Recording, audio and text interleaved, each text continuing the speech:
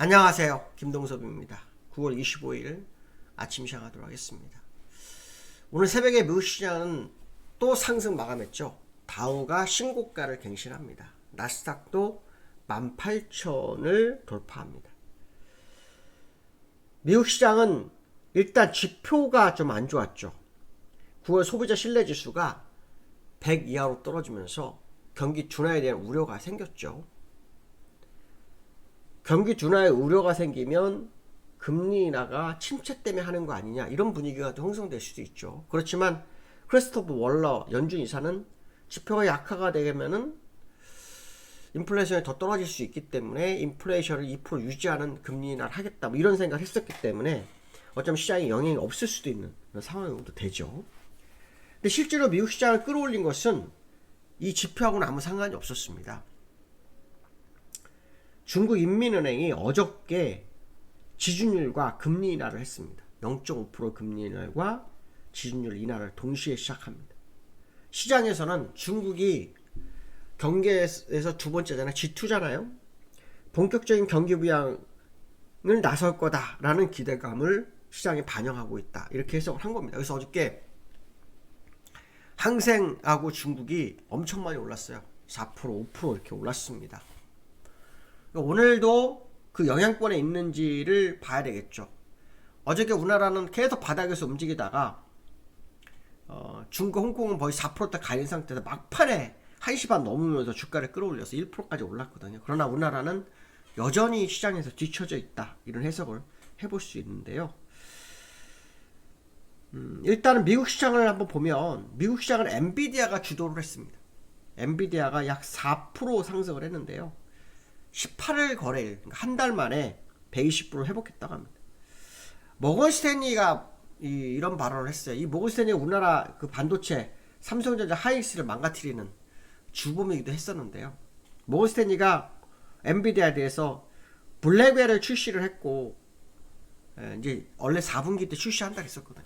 출시를 했고, 젠스왕이 그 7억 1,300만 달러의 주식을 매도하기로 했던 부분이 마무리가 됐기 때문에 물량 압박을 받지 않는다라는 어떤 리포트를 내보냈어요. 그러면서 엔비디아가 4%를 올라왔고, 그것이 나스닥을 끌어올리는 계기가 됐습니다. 또 중국의 인민은행의 금리 인하로 인해서 중국 관련주, 뭐 알리바바 같은 종목들, 그렇죠? 이런 종목들이 7% 폭등하면서 미국 시장을 좀 견인했다, 이렇게 보시면 될 것 같습니다. 또 유가가 상승을 했는데요. 중국의 경기부양책 이 부분과 그 다음 이스라엘이 어저께 레바논 공습을 했어요. 대대적으로. 그로 인해서 유가도 상승을 합니다. 이제 시장에서는 오늘 밤 마이크론의 실적을 기다리고 있죠. 마이크론이 정말 실적마저 좋다면 AI에 대한 기대감이 굉장히 커질 수 있기 때문에 결국 시장을 더 끌어가는 재료가 될 수 있겠다라는 생각을 할 수 있습니다. 그래서 오늘 밤 마이크론 실적이 또 우리나라 시장, 우리나라의 삼성전자와 하이닉스에도 연결이 되죠. 마이크론은 또 삼성전자 하이닉스와 계속 싸우는 기업 중에 하나이기 때문에 마이크론 실적이 오늘 발표되는 그 모습을 확인해야 될 거다, 이렇게 보시면 될 것 같고요. 나스닥과 다우의 흐름을 좀 보시면 다우는 일봉상으로 봤을 때 돌파가 또 시도하고 있죠. 더 계속 올라오는 그런 모습이 나오고 있고요. 나스닥도 지금 3일 동안 횡보했던 부분을 돌파해서 가고 있는 그런 상황이다, 이런 해석을 해볼 수 있죠. 그래서 추가적 상승 가능성을 열어두고 보시는 게 좋겠다 말씀드리고 싶고요. 엔비디아의 모습을 좀 볼 필요성이 있는데요. 엔비디아 보시면 드디어 뚫었네요. 이거 의미가 있다고 했죠. 물론 요렇게도 잴 수 있고요, 요렇게도 잴 수는 있어요. 그렇지만 보통 경우는 이제 첫 번째 잰 거를 보는 게 맞죠. 왜냐면 이때 돌파했던 떨어졌기 때문에 이걸 봐야 되는 거 아니야, 이런 해석도 할 수 있지만 이제 첫 번째가 가장 중요했기 때문에 네 번째에서 다시 올라섰다라는 거. 제가 요거는 뚫을 확률이 높습니다 라고 했는데 가격은 큰 차이가 없는데요, 옆으로 벌리면서 끌어올리는 뭐 그런 흐름을 좀 보였던 상황이었다, 이렇게 보시면 될 것 같고요. 그 유가를 좀 한번 보면은 국제유가가 다시 오르고 있어요. 그렇지만 이 국제유가가 인플레이션을 자극할 만큼 올랐다고는 보기 어렵습니다. 그런데 이제 문제는 뭐냐면 이 레바논과 이스라엘, 그러니까 이스라엘 레바논을 공습을 하면서 중동에서 이제 확전이 나게 되면, 그 이스라엘 대단한 나라입니다, 그렇죠? 조그만 땅덩어리 조그만데 그냥 싸움만 하는, 참 돈이 많아서 그런가요? 어쨌든 공습을 하면서 이게 올라왔어요. 그래서 다시 한 79불까지 갈 수 있는 소지가 좀 열렸습니다. 그래서 이게 더 오르게 되면 또 미국의 인플레이션에 또 영향을 미칠 수 있지 않을까. 그러면 또 금리 인하에 또 부담되죠. 아마 뭐 그런 부분들 유가에 한번 확인해 볼 필요성이 있고요. 그 다음에 중국과 홍콩이 어저께 올라오면서 확 날랐었어요. 확 뛰어오르죠. 이게 지금 항세입니다. 일본 완전히 뛰어올랐죠.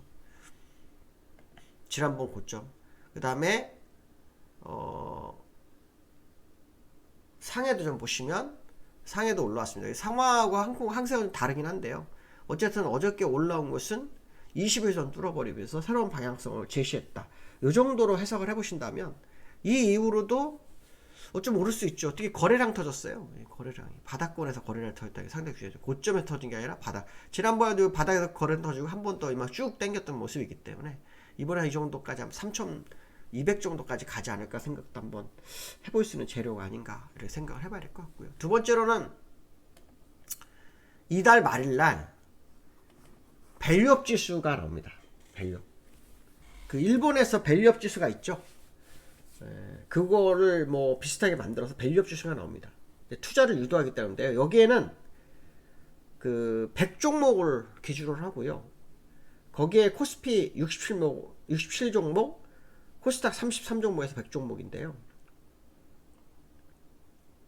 1000포인트로 시작한답니다. 이제 중요한 건 뭐냐면 이거를 바탕으로 레버리지가 곧볼수가 생기느냐, 이게 되게 중요한데요. 뭐 시간이 지나면 생기겠죠. 시간이 생기겠지만 이 거래소 코스피 지수하고 이제 어떤 상관관계가 있을 건지 뭐 봐야 되겠죠. 물론 약간 다를 거예요, 그렇죠? 요즘 코스피 200과 뭐 코스피가 다르게 움직이게 그렇죠? 이 코스피 지수와 밸류업 지수 이렇게 볼 수도 있죠. 코스피 100종목, 200종목 대신에 이걸 볼 수도 있습니다. 근데 사실 이거 참 애매합니다. 그냥 시장 보는데 애매할 수 있는데 한번 봐야 될 것 같고요. 어쨌든 여기서 중요한 것은 뭐냐면 뭐 거래소에서는 한국 증시가 재평가 받을 기회다 이런 해석도 하고 있고요. 국민연금의 역할이 중요하다 이런 얘기를 합니다. 밸류업이라는 것은 이제 시장 대표성을 나타내고요. 또 그 기업의 수익성, 뭐 주주 환원, 시장 평가, 뭐 자본 효율성, 뭐 이런 5가지를 본다고 합니다. 근데 일단 코스피가 기존에 있기 때문에 코스피와 코스피 200이 있기 때문에 이 밸류업 지수 하나를 어떻게 볼 거냐가 되게 중요해요. 이 종목만 끌어올리면 코스피도 같이 올라갈 수 있거든요. 그 코스피 200은 또 떨어질 수 있어요. 그러면 선물도 어떻게 만들 거냐. 왜냐면 지금 선물은 코스피 200을 기준으로 하잖아요. 그러니까 요것도 또 애매합니다. 그러니까 좀 또 시장에 또 변화가 좀 생길 수 있는데 어떤 변화가 나는지 한번 지켜보도록 하겠습니다. 일단 코스피 지수는 어저께 20일선 관통하고 올라왔기 때문에 오늘 만약에 추가 상승이 되면 이제 60일선 2700까지는 뭐 열린 것으로 봐야 될 수도 있는 그런 상황이 나올 수 있다 이런 해석을 할 수 있고요. 개미들이 삼성전자를 많이 샀어요. 6조 8천억 정도 샀습니다. 6조 8천억. 근데 요 근래 삼성전자가 모건스탠리 리포트 때문에 한 번 더 밀렸었는데요. 그 삼성전자 임원들은 한 26억 정도의 근래 주셨거든요. 물론 뭐 시총 대비 금액은 크지 않습니다. 그러나 임원들은 그 종목에 대해 제일 잘 알죠. 그들의 입장에서는 저평가됐다는 생각을 하는 것 같습니다. 그렇다면 개미들이 이번에도 성공적 투자를 한 거 아닌가라는 생각도 들게 하는 그런 모습이 아닐까 이런 해석도 해봐야 될 것 같습니다. 그래서 삼성전자의 흐름을 다시 봐야 될 것 같고요. 64,000원대로 올라오는 게 가장 좋습니다. 지금 현재 상황으로는요. 한 64,700원 정도 위로 간다면 가장 좋습니다. 그래서 지금부터 한 1,500원 정도의 흐름을 봐야 되는 2.5% 됩니다. 그래서 추가적 상승이 일어날 수 있는지 만약에 된다면 추세 복귀가 될 확률도 열어두고 봐야 될 거다. 이렇게 말씀드릴 수 있을 것 같습니다. 오늘 여기까지 하겠습니다. 감사합니다.